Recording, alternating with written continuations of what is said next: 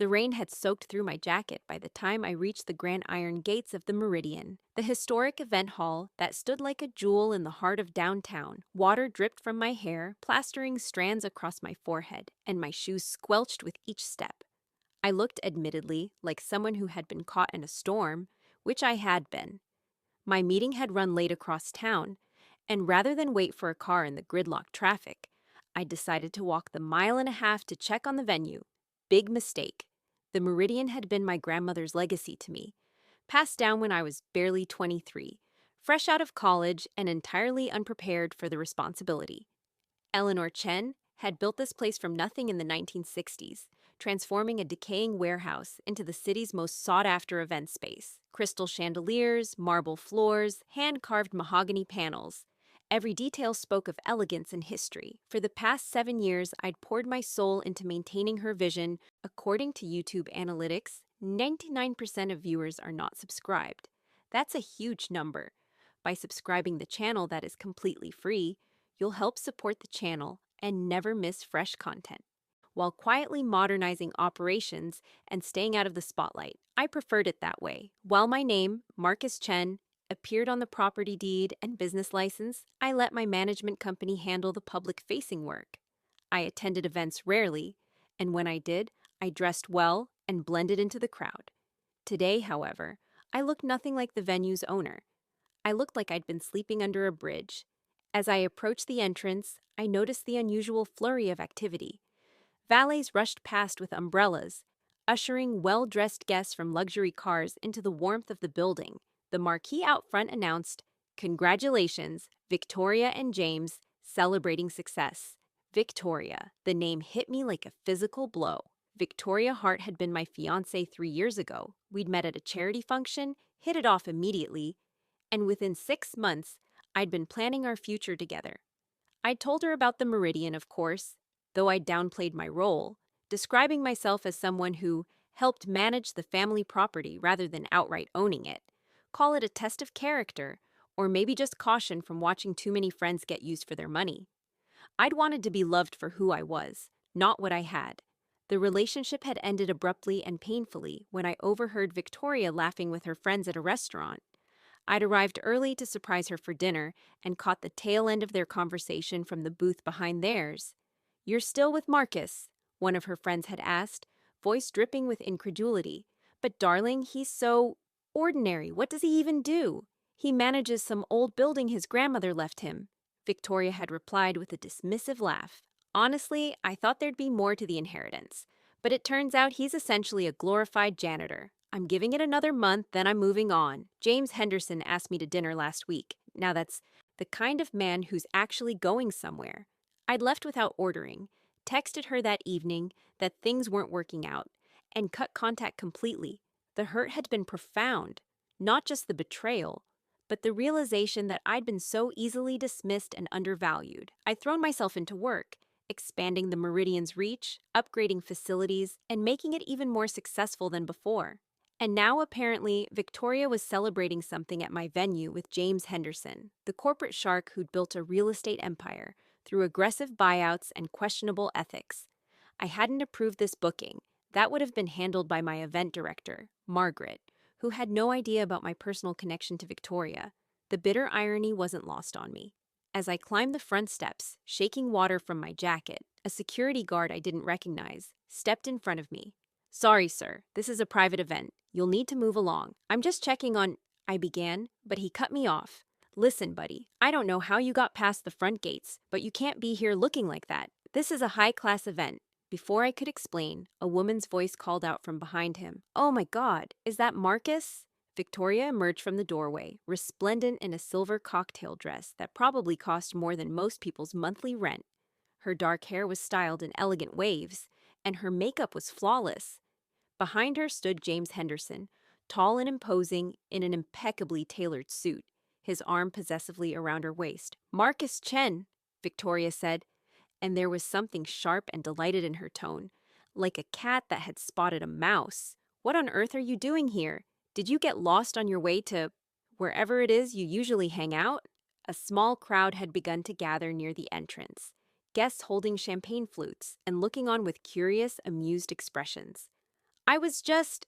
I started again, but Victoria talked over me. James, darling, this is Marcus, the ex I told you about, the one who manages that little building. She said manages, the way one might say cleans toilets. Marcus, this is my fiancé, James Henderson. We're celebrating the closing of his latest acquisition, 3 historic properties downtown that he's going to redevelop into luxury condos. James looked me up and down with undisguised contempt. Pleasure, he said in a tone that suggested it was anything but. Victoria's told me about you. Tough break about your grandmother's place. I hear those old buildings are money pits. Ever think about selling? I could probably offer you a fair price, help you get out from under it. The condescension in his voice made my jaw clench, but I forced myself to remain calm. Thank you, but honestly, Marcus, you look absolutely terrible.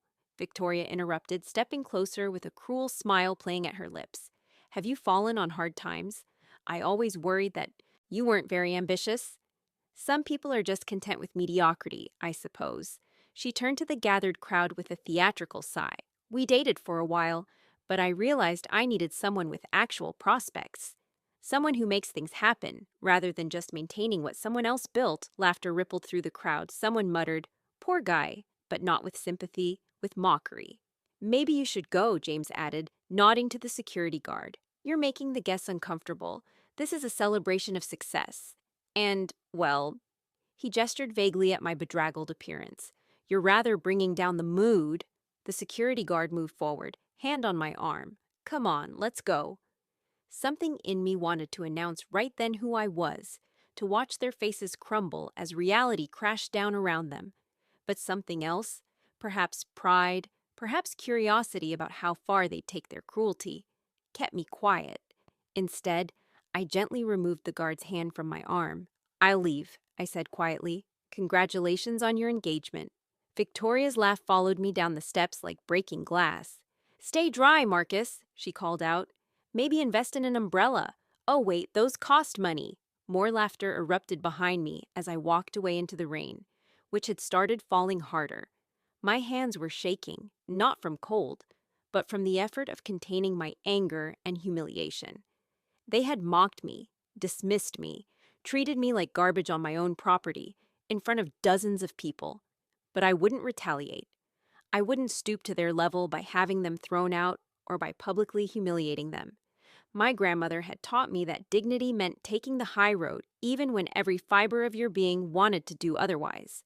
Let people show you who they really are, she used to say. The truth always surfaces eventually.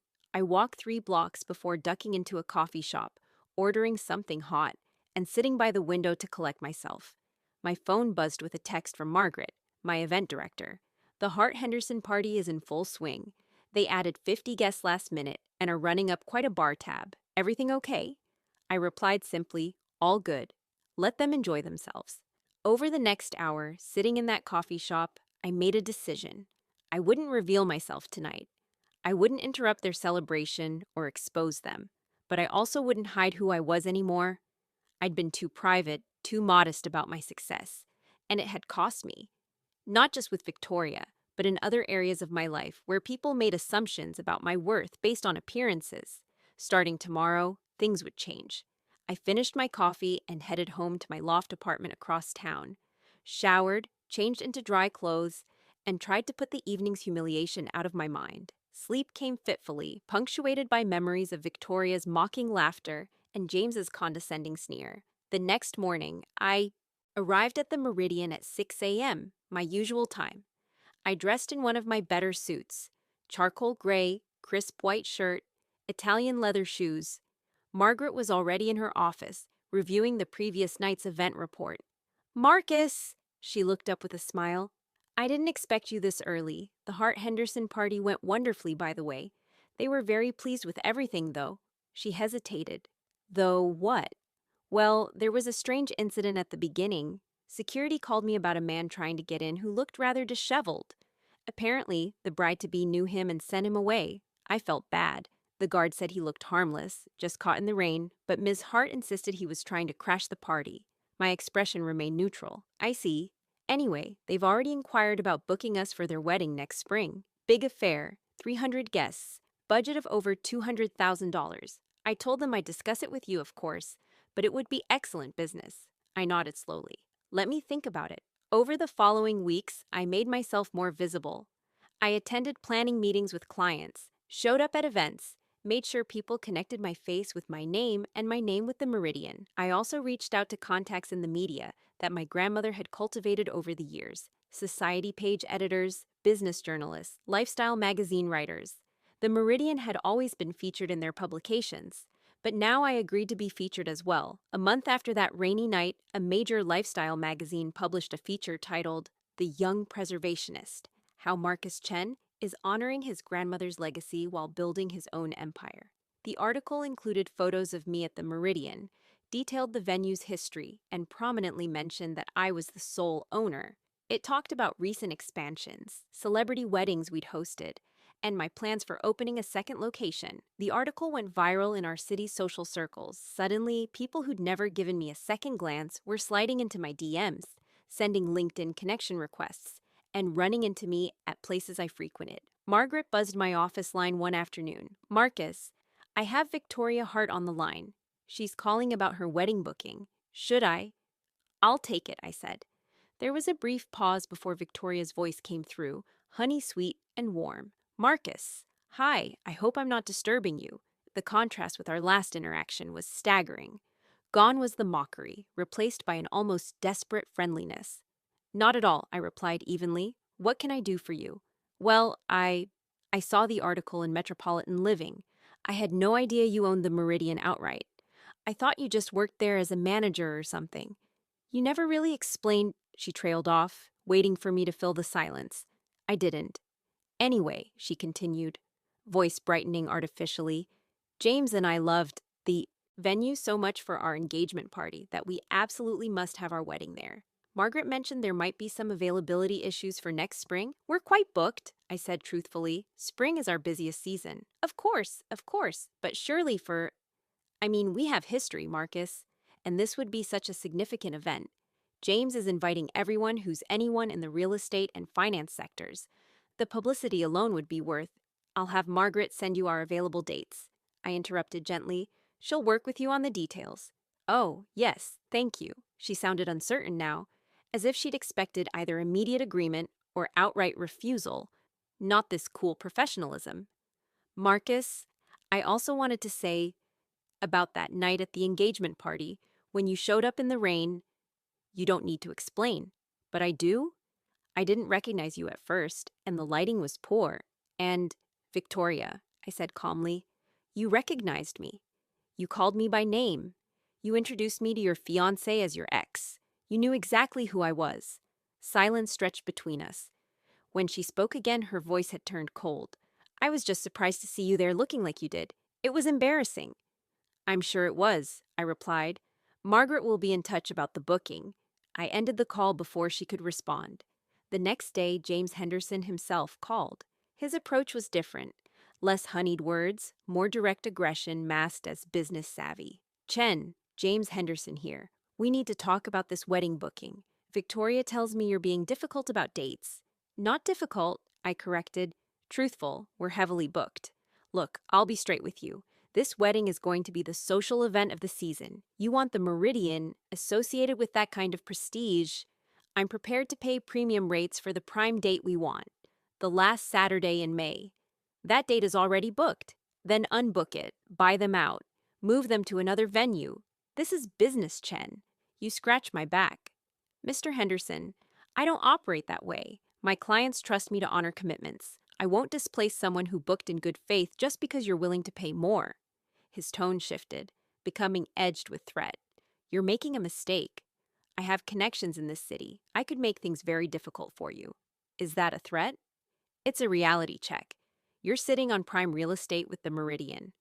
Old building, high maintenance costs, probably not zoned optimally. I've bought out plenty of stubborn owners who thought they were untouchable. In the end, everyone has a price or a pressure point. A cold clarity settled over me. This was who Victoria had left me for, a man who viewed everything and everyone as leverage or obstacles to be removed. I'll have Margaret send the available dates, I repeated. Have a good day, Mr. Henderson. I hung up and sat back in my chair, staring out the window at the city skyline. My grandmother's voice echoed in my memory. Never let bullies make you compromise your principles, Marcus. Stand firm, stand quiet, and let their own actions bring them down. Over the next few weeks, strange things started happening. Building inspectors showed up unannounced, citing anonymous complaints about fire code violations, all of which proved baseless after thorough inspection. My liquor license was suddenly flagged for review over paperwork that had been filed correctly years ago. Negative online reviews appeared, clearly fake, describing events that never happened at the Meridian. Margaret came to me, worried. Someone's targeting us. This isn't coincidence. I know, I said. Document everything. Make sure all our licenses, permits, and inspections are pristine. Don't respond to the fake reviews. Let them speak for themselves in their obvious fakery. James Henderson, it turned out, had meant his threat. But he'd underestimated two things: how solid the Meridian's operations were, and how connected my grandmother had been in this city. I didn't have to lift a finger to retaliate. The old guard, the society matrons and business leaders who loved Eleanor Chen, noticed what was happening. Phone calls were made. Quiet words were spoken in the right ears. Suddenly, James Henderson's latest development project hit unexpected snags. Permits were delayed. Financing partners got cold feet. Nothing illegal, nothing actionable, just the natural consequence of burning bridges with people who had long memories. Then came the newspaper expose. A business journalist I'd known casually for years, someone who'd interviewed me for the magazine article, published an investigative piece about Henderson's business practices.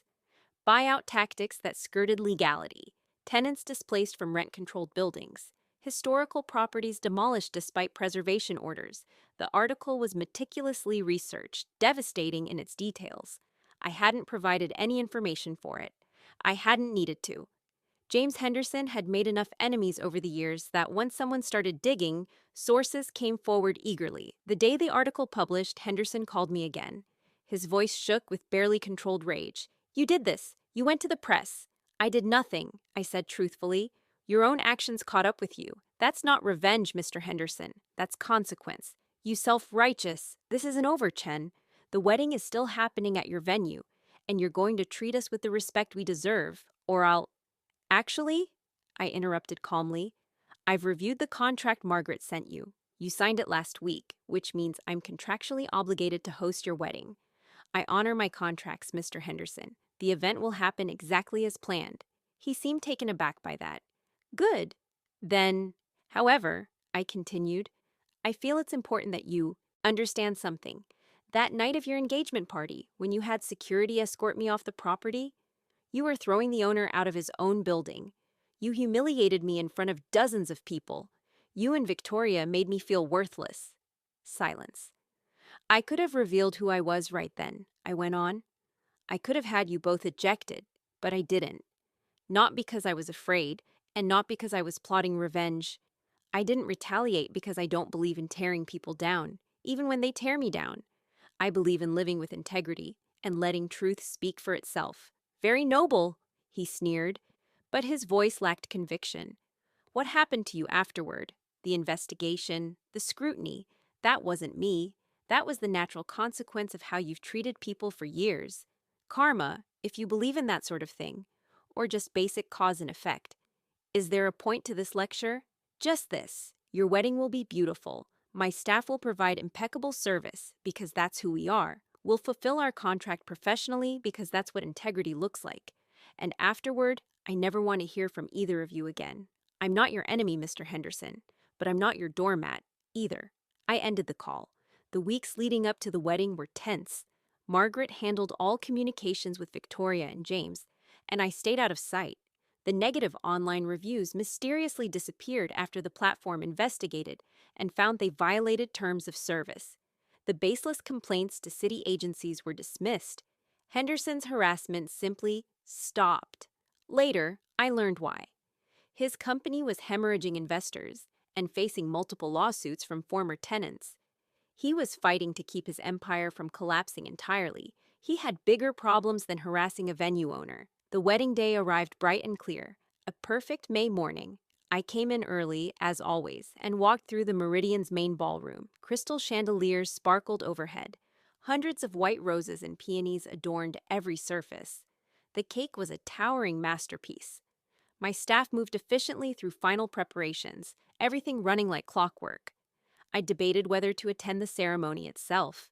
Part of me wanted to stay in my office, to maintain my distance. But another part, the part that had learned hard lessons about standing in my truth, decided I would be present, visible, and unbothered.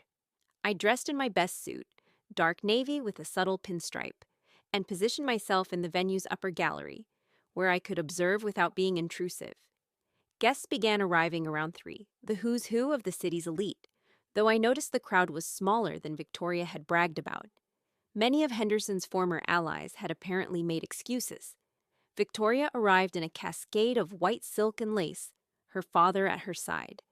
She looked beautiful and terrified, eyes scanning the crowd with desperate brightness. When the ceremony began, James stood at the altar, looking stiff and uncomfortable, as if already regretting the spectacle. The officiant spoke about love and partnership, about two people choosing each other above all others. The words rang hollow in the cavernous space.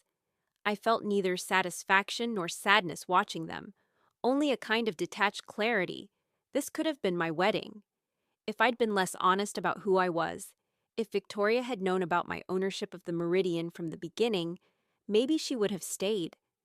But I didn't want someone who loved me for what I owned. I wanted what my grandparents had, a partnership based on genuine respect and affection. The ceremony concluded. Guests moved into the reception hall for dinner and dancing. I remained in the gallery, watching the party unfold below like a play I'd already seen. Around 7, during the cocktail hour, Victoria's father approached James at the bar. Their conversation seemed heated, though I couldn't hear the words. I later learned, through my staff's inadvertent gossip, that Victoria's father had just discovered the full extent of James's financial troubles. The real estate empire was crumbling, investments were underwater, and the lavish lifestyle was being maintained on credit and bluster. There was a commotion near the entrance. A man in a cheap suit pushed past staff, approaching James with papers in hand. A process server. James was being sued again, this time by a group of senior citizens who'd been displaced from their rent-controlled building. The timing couldn't have been more perfectly karmic. Being served with a lawsuit at his own wedding reception, in a venue owned by the man he'd tried to intimidate and humiliate. James's face went purple with rage. He grabbed the papers, tore them up, and threw them at the process server, who calmly explained that the service was still legally valid. Guests started murmuring, phones appeared, and someone was definitely recording. Victoria rushed over, trying to smooth things over, but her father intervened, voice rising loud enough for nearby tables to hear. "I warned you about him, Victoria. I said he was all flash and no substance. But you wouldn't listen because you wanted the lifestyle, not the man. Daddy, please!" Victoria's face had gone pale. "You did the same thing to that Chen boy," her father continued, oblivious to the growing audience. "Dumped him because he wasn't rich enough, and now look, he owns this whole place. You traded a good man for a con artist in an expensive suit." The music had stopped. Everyone was watching now. James, cornered and exposed, turned vicious. "Your daughter is a social climbing opportunist who tried to trade up and failed," he spat at Victoria's father. "She's been bleeding me dry for months with demands for jewelry and designer clothes. This whole wedding is a performance for her Instagram followers." Victoria's carefully constructed composure shattered. "You're calling me an opportunist? You proposed to me to try to get access to my father's investment network. You admitted it when you were drunk last month." The fight escalated, accusations flying, guests pulling out phones to capture every moment. My staff looked to me for guidance. Should they intervene? I shook my head slightly. This wasn't violence. It was consequence playing out in real time. Margaret appeared at my side in the gallery. "Should we do something?" "No," I said quietly. "Let them finish what they started." The meltdown continued for another 10 minutes before Victoria stormed out, wedding dress trailing behind her, tears streaking her makeup. James followed, still shouting. Guests stood in shocked silence before beginning to gather their things and leave in awkward clusters. By 8 p.m., the Meridian was empty, except for staff and the abandoned remains of a reception. Expensive food, uneaten, cake uncut, flowers wilting slightly in the warm air. Margaret approached me as I descended from the gallery. "I'm so sorry, Marcus. We've never had an event end like that." "It's not your fault," I assured her. "You and the team were flawless.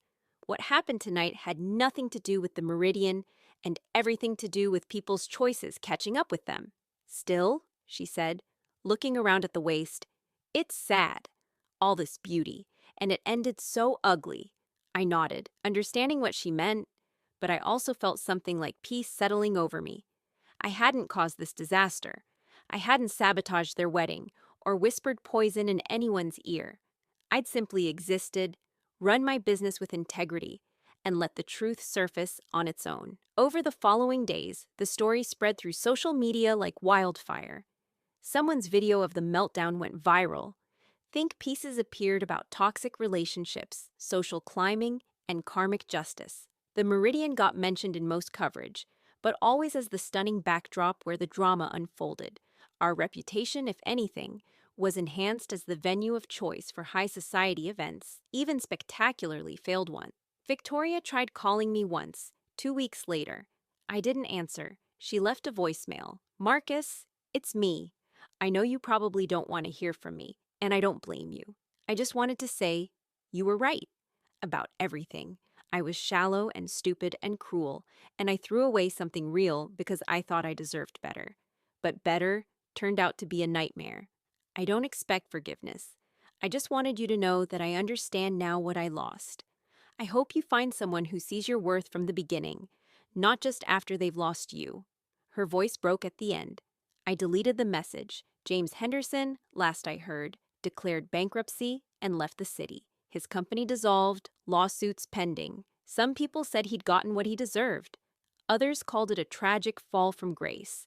I called it neither. It was simply the outcome of years of stepping on people to climb higher, until there was no one left to hold the ladder steady. 6 months later, on a crisp autumn evening, I stood in the Meridian's main ballroom, now decorated in warm oranges and golds for a harvest-themed gala.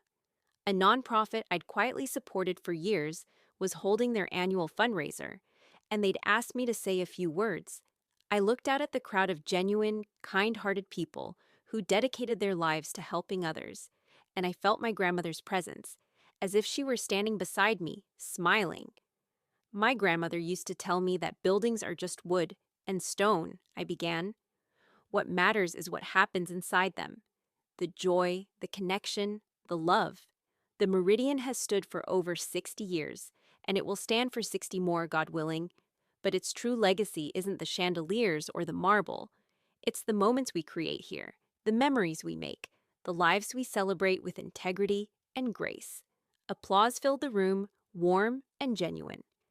After the speech, a woman approached me, someone I'd noticed earlier, helping elderly guests to their seats with patient kindness. She had warm brown eyes and an easy smile. "That was lovely," she said. "Your grandmother would be proud."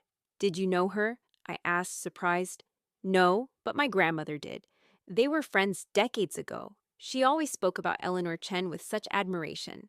Said she was the most dignified woman she'd ever met, even when people underestimated her. We talked for an hour, discovering shared values, similar interests, making each other laugh.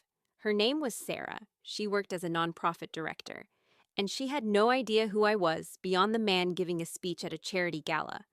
When I walked her to her car at the end of the evening, she paused before getting in. "Would you like to have coffee sometime?" "Just coffee, nothing fancy." "I'd like that very much," I replied. As I watched her drive away, I felt something I hadn't felt in years: hope. Not for revenge, not for vindication, but for something genuine and real. The rain had long since stopped, and the stars were visible above the city lights. The Meridian stood behind me, lit from within, warm and welcoming. My grandmother's legacy, my responsibility, my home. I'd been mocked as a beggar, dismissed as worthless, treated with contempt by people who judged worth by appearances and bank statements. But I hadn't responded with bitterness or revenge. I'd stood firm in who I was, let truth speak for itself, and trusted that integrity would ultimately prevail. Karma, as it turned out, didn't need my help. It had its own schedule, its own methods, its own perfect timing. And in the end, I'd learned the most valuable lesson of all. Moral victory isn't about watching your enemies fall. It's about standing tall in your truth while others stumble through their lies, and finding peace not in their downfall, but in your own continued grace. The story of that rainy night would become local legend. The owner mistaken for a beggar, the couple who mocked him, the wedding that imploded. People would ask me about it for years, expecting bitterness or satisfaction in the retelling. But when I spoke of it, if I spoke of it at all, I told it simply, as a reminder that how we treat people when we think they have nothing to offer us reveals everything about who we really are. And I had learned who I was, not a victim, not a doormat, and certainly not someone who needed revenge to feel whole. I was Eleanor Chen's grandson, owner of the Meridian, and a man who'd faced humiliation with dignity and emerged stronger for it. That, in the end, was the only victory that mattered.